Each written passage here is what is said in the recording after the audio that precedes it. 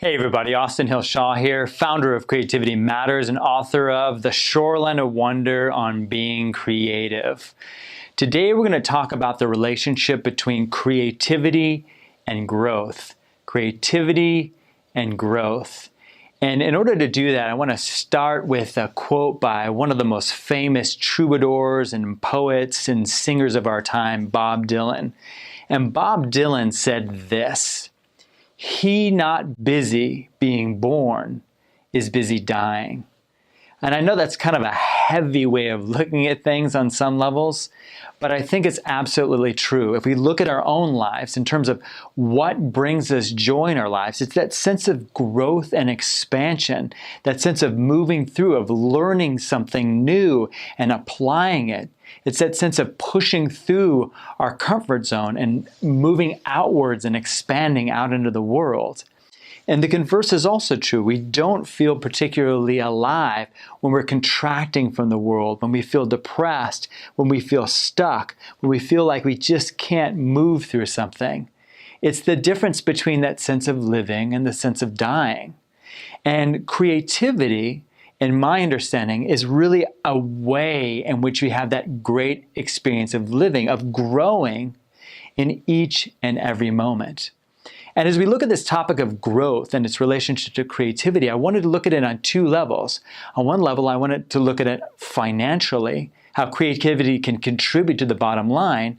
But two, I want to look at how it can help each valued member of an organization to grow as human beings, okay? And how the organization as a whole can contribute to the unfolding, the positive unfolding of our humanity. So let's start first with the bottom line.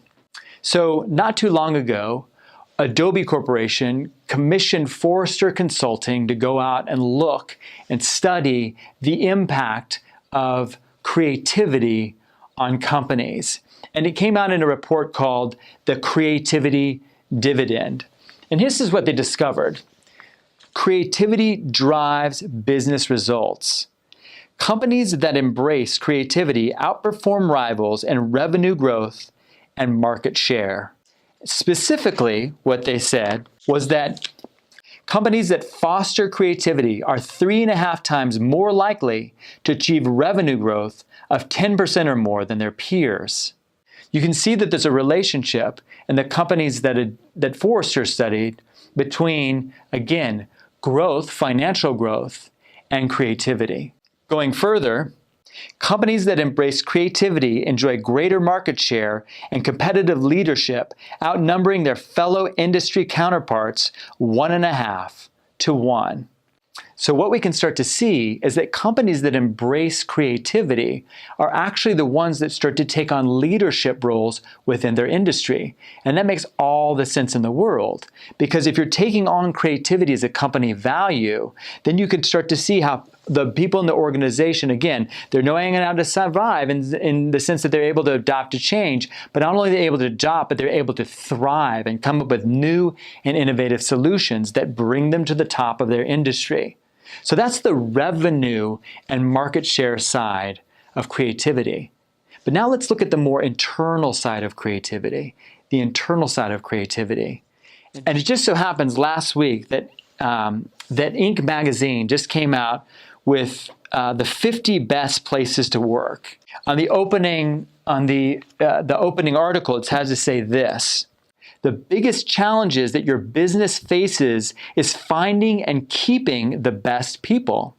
That's why building a workplace culture that allows your staff to grow with the bottom line is critical. So we can see that this idea of the bottom line, in the short term, you may be able to grow things gangbusters without actually promoting the needs of your valued teammates. But over time, if you don't create a culture of growth, which allows them as individuals and teams and divisions and sections all to grow over time, they're going to leave. Because as human beings, we have an innate desire to make a difference. We have a deep need to grow, to change, to morph. Again, what Bob Dylan said is, he not busy being born is busy dying. And those companies that neglect the growth of their valued team members to exclusively to the bottom line ultimately don't do so well. They start to nosedive. So, again, when we're thinking about the relationship between growth and creativity, we need to consider both what creativity can do for our bottom line, but also how it can grow the people that work for that organization, grow their ability to be better human beings, more empowered in what they do, more connected to their teammates, and bring them a bigger sense of meaning, how their work is actually impacting the world at large. So before I go, I would just like you to take a moment to contemplate those areas in your own life and those areas in the organization where you either feel stagnant, or where you feel a sense of growth, or even where you might feel a sense of overwhelm, okay? And now just imagine, like, when you notice your sense in that feeling of growth, just see what that means to you. Notice what it's like when you feel your company doing well financially. Notice what it's like during a recession when things are kind of tight.